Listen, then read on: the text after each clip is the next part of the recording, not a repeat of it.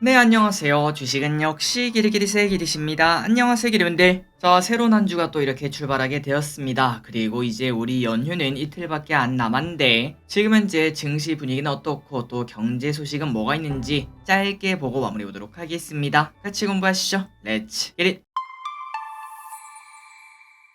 첫 번째 소식입니다. 어제 우리가 확인을 했었죠. 셧다운 리스크는 일단 뒤로 미뤄졌다고 합니다. 물론 45일짜리 임시 예산안이라서 나중에 어차피 다시 오는 악재 아니냐 이런 얘기를 해볼 수 있지만 그럼에도 최소한 한 달간은 관련 악재를 볼 일이 없을 것 같습니다. 그래서 오늘 아침 미국 선물 시장과 일본 시장은 나름 강하게 반등하는 모습을 보여주고 있고, 만약에 우리나라가 오늘 개장을 했더라면은 딱 보합 수준에서 지난주 분위기가 조금 나빴기 때문에 그거를 다 퉁치는 보합 수준에서 출발했을 것을 예상을 해볼 수 있습니다. 다만 이 와중에 미국 내에서는 공화당 강경파 쪽에서 케빈 메카시 하원 의장이 민주당이랑 협상을 했다, 이러한 사실을 가지고 분노하고 있다고 합니다. 사실은 공화당 내 강경파 때문에 셧다운 리스크가 분명히 있을 거다 이런 얘기가 많았거든요. 하지만 하원 의장이 민주당이랑 협상을 했기 때문에 이렇게 우리 입장에서는 잘 되긴 했는데, 그러나 공화당 강경파 입장은 그렇지 않나 봅니다. 그래서 메카시 하원 의장의 해임 동의안이 제출될 수 있다, 이런 얘기가 나오고 있다고 하네요.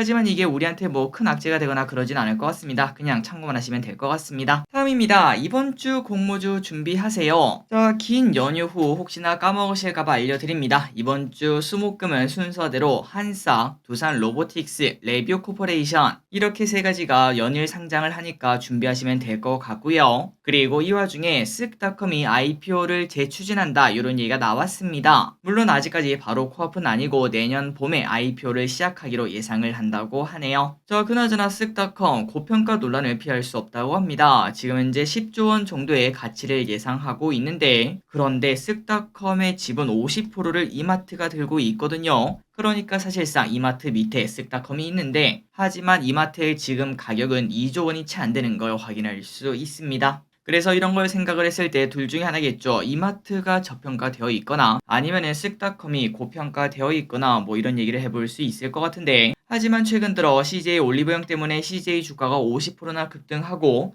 두산 로보틱스 때문에 두산의 주가도 50% 정도 급등한 모습이 나타난 바 있어서 혹시나 이마트도 쓱닷컴이 상장할 때 그러한 수혜를 기대감으로 조금 주가가 올라가지 않을까라는 예상은 해볼 수 있을 것 같습니다. 어쨌든 내년에 온다고 하니까 그때 또 꼼꼼하게 공부해보도록 할게요. 다음입니다. 에코프로 머티리얼즈가 오고 있습니다. 자, 두산 로보틱스가 끝나면은 바로 이걸 준비를 해야겠죠. 에코프로 머티리얼즈 10월 30일부터 기관 수혜측을 진행을 한다고 하며, 그렇다면은 11월에 우리가 청약을 할 것 같네요. 자, 그나저나 에코프로 뭐 당연히 유명한 회사입니다. 그런데 에코프로 머티리얼즈는 뭐하는 회사인가 한번 봤더니 하이니켈 양극재의 핵심 원재료 중 하나인 하이니켈 전구체 제조와 판매에 강점 있는 업체라고 합니다. 그리고 참고로 전구체 업체로는 처음으로 국내 상장하는 기업이라서 기대감도 당연히 나오고 있다고 하네요. 하지만 이 와중에 고평가 논란은 당연히 피할 수 없을 것 같습니다. 이번 가치 판단할 때 EV 에비타를 사용을 해서 네 군데 비교 기업 평균이 70배를 나타낸 바 있다고 합니다. 그래서 이제 거기에 할인율 넣으니까 3.4조 원을 제시했는데, 하지만 EV 에비타로 70배를 하는 게 맞냐 이런 얘기도 나오고 있고, 그 다음에 최근 들어 2차전지 분위기가 조금 안 좋지 않겠습니까? 그렇기 때문에 기관 평가도 쉽지 않을 거다 이런 얘기도 나오고 있습니다. 다만 이 와중에 10월달에 2차전지가 최근 들어 많이 하락했기 때문에 최소한 기술적 반등이라도 나타나면은 충분히 분위기가 역전될 가능성은 여전히 남아있겠죠. 다 잘 돼서 모든 기업들이 수익을 보는 그런 흐름이 또 나왔으면 좋겠습니다. 다음입니다. 하이볼이 좋아요. 올해 위스키 수입량이 역대 최대를 기록할 것으로 보인다고 합니다. 코로나19로 혼술, 홈술 문화가 자리 잡으며 젊은 층 사이에서 위스키에 대한 인기가 높아졌는데, 그러한 영향이라고 볼 수 있겠죠. 올해 8월까지 2.2만 톤을 수입했고 이는 전년 동기 대비 40%나 늘어난 수치라고 합니다. 자, 하지만 조금 특이한 게 있습니다. 수입량이 늘어난 건 맞아요. 그런데 수입액은 크게 증가하지 않았는데, 그 이유는 이제 또 MZ세대가 술 마시는데 큰 돈을 쓰긴 좀 어렵겠죠. 그런데 이 와중에 하이볼을 찾는 게 전부 다 MZ세대다 보니까 중저가 위주의 위스키가 많이 수입이 되었다고 합니다. 그래서 수입량은 많이 늘었지만 수입액은 조금 늘어나는 그러한 모습을 나타냈다고 합니다. 참고하시면 될 것 같아요. 다음입니다. 일본 맥주가 우리나라 맥주 수입국 1위를 다시 재탈환했다는 소식입니다. 원래 일본은 19년까지 맥주 수입국 1위 국가였죠. 그런데 그때 당시 일본 반도체 기억나실 겁니다. 그러한 소재에 대한 수출 규제를 하면서 반일 운동이 엄청나게 일어났었는데, 그래서 결국 2020년 그때는 수입국 10위까지 떨어지는 걸 확인할 수 있었습니다. 하지만 이제 시간이 좀 지나기도 했고, 그 다음에 일본과의 갈등도 달라지는 모습이 나타나며 자연스럽게 불매 운동도 조금은 시들해졌다라고 볼 수 있겠죠. 그래서인지 올해는 8월까지 수입 맥주 중 일본 맥주가 약 22%를 차지하며, 생각해보니까 많은 것 같습니다. 4개 중 1개가 일본 맥주다, 뭐 이렇게도 볼 수 있기 때문에 어쨌든 다시 또 1위를 탈환했고, 이제는 반일 운동이 술 안에서는 더 이상 찾아보기가 조금 힘들다고 합니다. 그래서 저기에서는 항상 이런 거 볼 때마다 딱 하나밖에 생각이 나지 않습니다. 모든 거는 흥망성쇠가 있고 전부 다 돌고 도는구나 라는 생각을 한 번 더 해볼 수 있겠네요. 다음입니다. 중국 이야기 하나 보도록 할게요. 탕핑 세대라는 말 한번 들어보셨나요? 자, 지금 중국은 대학 졸업식에서 졸업 가운을 입고 바닥에 들어 누워 사진을 찍는 게 유행이라고 합니다. 누가 봐도 뭔가 좀 이상하죠. 옷도 더러워지고 뭐 저렇게 찍나 싶긴 한데, 그런데 그 이유가 있었네요. 이걸 보고 우리는 탕핑이라고 말을 하는데, 탕핑은 납작하게 눕는다라는 뜻으로 결혼, 취직을 포기한 무기력한 상태를 말을 한다고 합니다. 그거를 어떻게 보면 행위 예술처럼 중국 대학 졸업식에서 이러한 사진들 찍는 걸 많이 발견할 수 있다고 하네요. 그러니까 우리나라에 얼마 전에 유행했던 그 말 N4 세대, 그리고 일본의 사토리 세대, 이런 것들이랑 비슷하다고 볼 수 있습니다. 또한 다른 용어인 바이란 또 유행하고 있는데요. 월급에 비해 과도한 업무량을 강요당하며 일에 대한 의욕을 상실해 최소한의 노력만 하는 것을 또 말을 한다고 합니다. 이러한 분위기는 뭐 중국만 있는 게 아니겠죠. 전 세계적으로 나타난다고도 볼 수 있고, 특히 우리나라에서도 정말 말 그대로 딱 잘리지만 않을 정도만 일을 하는 그러한 문화라고 해야 될까요? 그런 것들도 생겨나고 있다고 하니까 전부 다 똑같구나라는 얘기도 해볼 수 있습니다. 자, 다만 이 와중에 중국 정부에서도 당연히 고민이 많을 겁니다. 이렇게 탕핑과 바이란이 유행하자 시진핑은 이렇게 말을 했다고 합니다. 고생은 사서 해야 된다.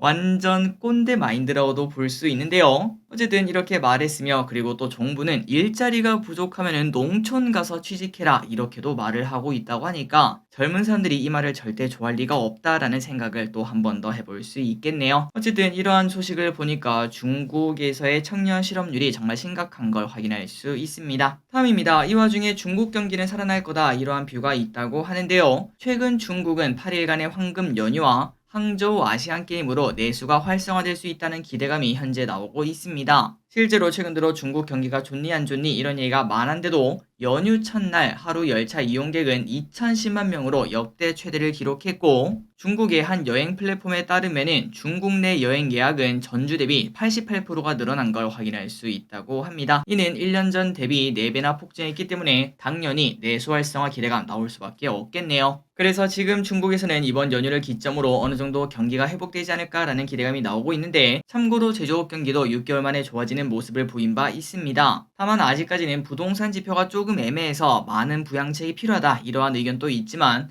앞으로 중국이 경기 회복을 할지, 그렇다면 우리나라도 당연히 그러한 기대감을 또 생각을 해볼 수 있겠죠. 중국이 회복하면은 우리가 어떤 기업이 수혜를 보일지 그런 것들을 미리 공부할 필요는 당연히 있을 것 같습니다. 다음입니다. 발열 문제 인정합니다. 묵묵부답이었던 애플이 드디어 발열 문제를 공식적으로 인정했습니다. 다만 기기결함은 아니다, 소프트웨어 업데이트 한 번이면 해결할 수 있다, 이렇게 말을 했다고 하네요. 다만 이 와중에 사용자들 사이에서는 그냥 칩셋 성능을 업데이트로 낮춰서 발열을 잡는 거 아니냐, 이런 얘기를 하고 있는데, 물론 애플 쪽에서는 속도가 느려지는 문제는 발생하지 않을 것, 이렇게 답을 했다고 하니까 업데이트를 기다려 봐야 될 것 같습니다. 그나저나 업데이트는 언제 하나 봤더니 아직까지는 확정이 되지 않았고, 조금의 검토 사항을 거치고 난 다음에 뭐 빠른 시일 내에 해결이 되겠죠. 한번 애플의 대처를 보도록 하겠습니다. 다음입니다. 3분기 어둡다. 테슬라에 대한 부정적 전망이 떴습니다. 지난 4개 분기는 전망치를 상회했는데 이번에는 공장 가동 중단, 인플레 등으로 인해 서프라이즈가 조금 어렵다, 이런 얘기가 나온다고 하네요. 그래서 지금 이러한 전망을 낸 거는 바로 블룸버그인데, 이 전망이 맞다면은 2년 만에 처음으로 인도량이 전 분기 대비 낮아진다고 하며, 그렇다면 또 테슬라는 이러한 경쟁력을 올리기 위해서 가격 경쟁 또 할인한다는 소리겠죠. 이 전략을 또 강제 당할 수밖에 없는데, 그러면 결국 지속적인 악순환이 나오는 거 아니냐 이러한 걱정이 또 나오고 있다고 합니다. 다만 이 와중에 모델3가 이번에 개선이 되었는데 이 모델3가 게임 체인저가 될 수 있다. 3분기는 살짝 하락하겠지만 4분기부터는 또다시 잘 팔릴 거다. 이러한 전망도 있다고 하니까 혹시나 테슬라에 관심이 있다면 체크해보시면 좋을 것 같습니다.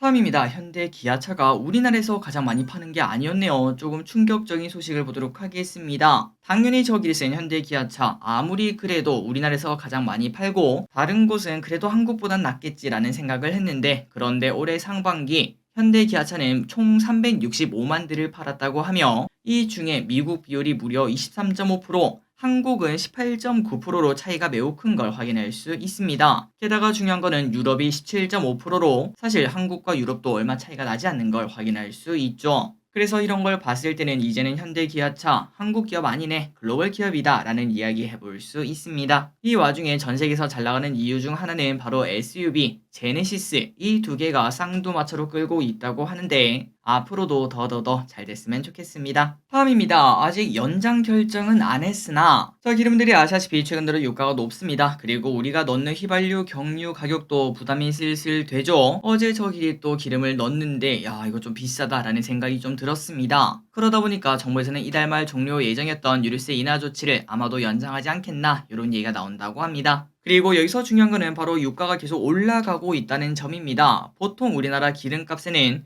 보름 정도 뒤에 반영이 되는데 그 말인즉슨 최근 들어 유가가 계속 올라가다 보니까 야 이거 이제 오늘보다 내일이 그리고 내일보다 다음 주가 다음 주보다 다다음 주가 더 비싸겠구나 라는 예상을 쉽게 해볼 수 있겠죠. 그렇기 때문에 기름들 혹시나 기름을 넣으셔야 된다면 최대한 일찍 넣는 게 더 쌀 확률이 높다는 거 체크하시면 좋을 것 같습니다. 다음입니다. 10월부터는 리포트로 받으세요. 자 기름들 차 사고 난 적 있으신가요? 아마도 한 번쯤은 경험이 있을 확률이 높으실 텐데 그런데 그때 기억을 해보면 과실에 대한 그런 거 있죠. 그 이야기를 전화, 유선상으로 들었던 걸 기억하고 계실 겁니다. 하지만 이번 달부터는 유선상뿐만 아니라 리포트 형태로 받게 된다고 하니까 이거는 뭐 반가운 소식이라고 볼 수 있겠죠. 그래서 앞으로는 과실 비율, 사고 상황과 사고 정보, 과실 기준 이런 것들이 담겨진 파일을 문자나 카카오톡으로 받을 수 있다고 합니다. 가끔 우리가 이제 보험사 욕을 좀 하지 않겠습니까? 하지만 이제 이러한 명확한 자료를 보면은 우리 입장에서도 이해하기가 쉽고 그 다음에 또 명확한 정보를 확인할 수 있지 않을까라는 얘기를 해볼 수 있을 것 같습니다. 마지막 소식입니다. 대마초 규제 완화 움직임. 자, 올해 초 대마초 관련 ETF 투자에 대한 수요가 증가하고 있는데요. 그 이유가 뭔가 봤더니 대마초에 대한 규제 완화 움직임이 계속 나타나고 있기 때문에 그렇습니다. 일단 미국을 중심으로 유럽 등에서 대마초 비범죄화를 검토하기 시작했고 그리고 독일은 대마 합법화를 위한 마취법 관련 개정안을 의결을 했다고 하죠. 게다가 나름 보수적이라고 볼 수 있는 아시아 국가에서도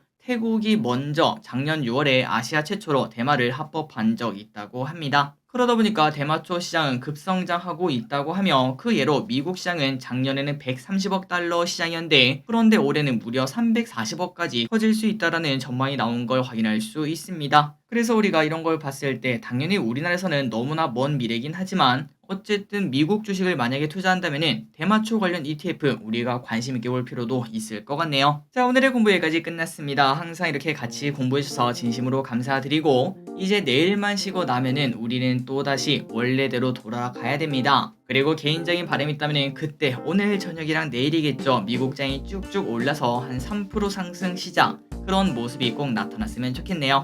지금까지 길이셨습니다. 빠이요.